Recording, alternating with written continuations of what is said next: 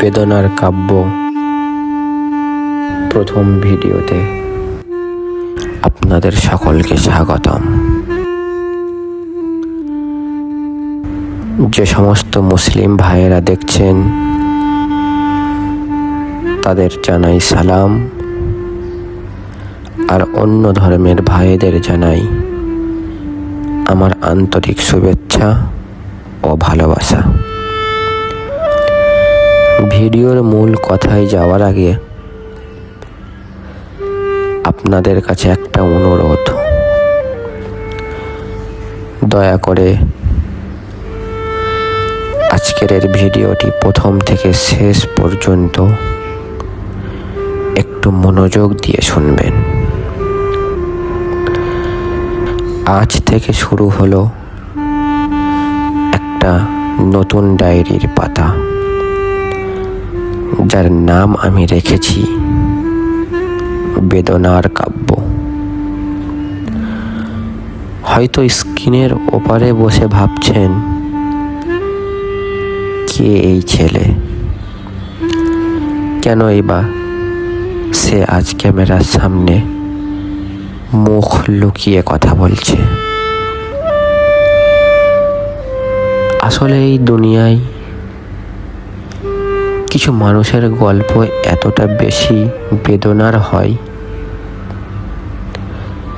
তা সবার সামনে প্রকাশ করার সাহস থাকে না। আমি খুব সাধারণ, একদম মধ্যবিত্ত কিংবা তার চেয়েও গরিব ঘরের একটা ছেলে। ছোটবেলা থেকেই জীবনটা আর 5টা মানুষের মতো সহজ ছিল না। প্রতিটা পদে পদে ছিল অভাব আর কষ্ট। দুমুঠো ভাতের জন্য, পরিবারের মুখে হাসি ফোটানোর জন্য আজ আমি নিজের দেশ ছেড়ে প্রবাসে একা পড়ে থাকি।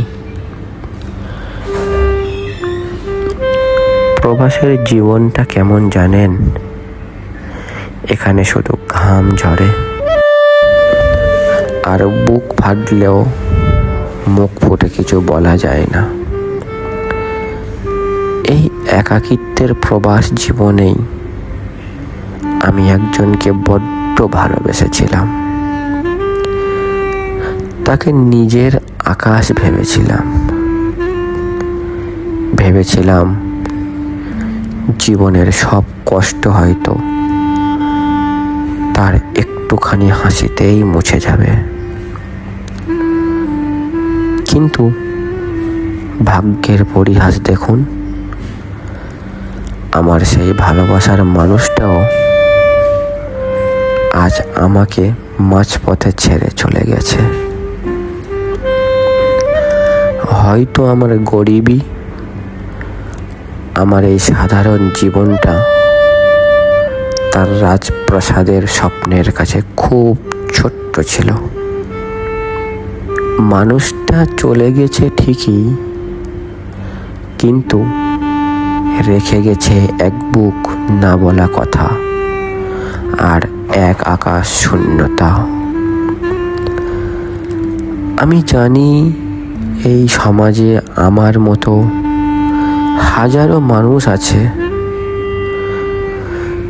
যাদের বুক ফাটে কিন্তু মুখ ফুটে বলে না, যাদের ভালোবাসা হেরে যায় স্রেফ পরিস্থিতির কাছে, টাকার অভাবে কিংবা ভাগ্যের দোষে। সেই সব একাকী মানুষ, সেই সব প্রবাসী ভাই আর মন ভাঙা মানুষের গল্প বলতেই এই বেদনার কাব্য। স্ক্রিনের ওপারে বসে যারা আমার ভিডিওটা দেখছেন, তারা হয়তো ভাবছেন কত বড় বড় কথা বলছি, কিন্তু বিশ্বাস করুন, আমার কাছে কোনো দামি আইফোন বা চকচকে স্টুডিও নেই। হাতের এই সাধারণ কিছুটা ভাঙাচোরা ফোনটা দিয়েই আজকে আমার এই প্রথম ভিডিওটা রেকর্ড করছি।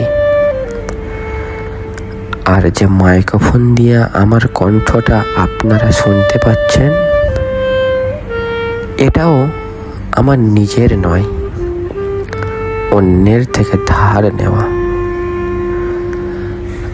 আমার সামর্থ্য কম হতে পারে, কিন্তু আমার এই পেজের প্রতিটা কথা হবে একদম মন থেকে, একদম খাঁটি। আর এই যে আমার মুখটা আজ ঢেকে রেখেছি, এর পেছনে একটা জেদ আছে, একটা প্রতিজ্ঞা আছে।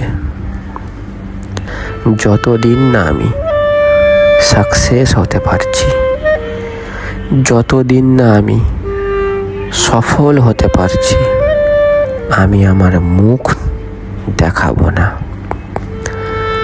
আমি চাই না মানুষ আমার চেহারা দেখুক। আমি চাই মানুষ আমার ভেতরের কষ্টটাকে অনুভব করুক। আমার এই ঢাকা মুখের আড়ালে লুকিয়ে থাকা কণ্ঠটাই হবে আপনাদের সবার মনের ভেতরের আসল আওয়াজ। তবে এই পেজটা, তবে এই চ্যানেলটা শুধু আমার একার গল্প বলার জায়গা নয়। এই পেজটা, এই চ্যানেলটা আপনাদের সবার। আপনার জীবনেও যদি এমন কোনো বেদনা থাকে, কোনো চাপা কষ্ট থাকে, তবে আমাকে নিচে কমেন্ট করে জানান, অথবা আমার পেজের মেসেঞ্জারে নক করে আপনার কষ্টের গল্পটা আমাকে বলুন। আমি আপনাদের সেই না বলা কথাগুলো এই পেজে তুলে ধরব, কথা দিচ্ছি। আপনাদের এক একটি গল্প নিয়ে আমি আগামীতে ভিডিও বানাবো, যাতে দুনিয়ার মানুষ আমাদের কষ্টটা বুঝতে পারে। আমরা যারা হারিয়ে গিয়েও বেঁচে আছি, আমাদের সবার গল্প এক সুতোয় বাঁধতেই এই পেজের জন্ম, এই চ্যানেলের জন্ম। প্রথম ভিডিও, তাই হয়তো অনেক ভুল হতে পারে।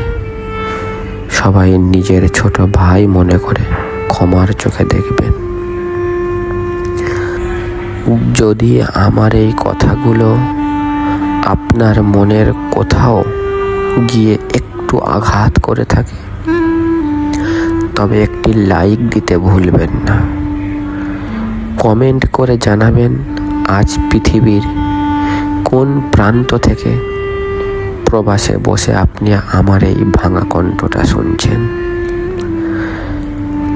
আর ভিডিওটি একটু শেয়ার করে দেবেন, যাতে আমাদের মতো অন্য মন ভাঙা ভাইদের কাছে এই বার্তা পৌঁছে যায়।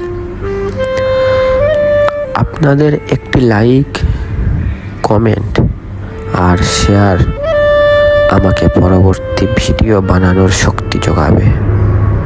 আপনাদের ভালোবাসাই পারে আমার এই একাকিত্বের জীবনকে কিছুটা হলেও সান্ত্বনা দিতে। পাশে থাকবেন। সফল হয়ে যেদিন সবার সামনে মুখ দেখাবো, সেদিন গল্পটা অন্যরকম হবে। আজ তবে এই পর্যন্ত। দেখা হবে বেদনার কাব্যর পরের কোনো নতুন পাতায়, নতুন কোনো গল্প নিয়ে। সবাই ভালো থাকবেন, নিজের খেয়াল রাখবেন।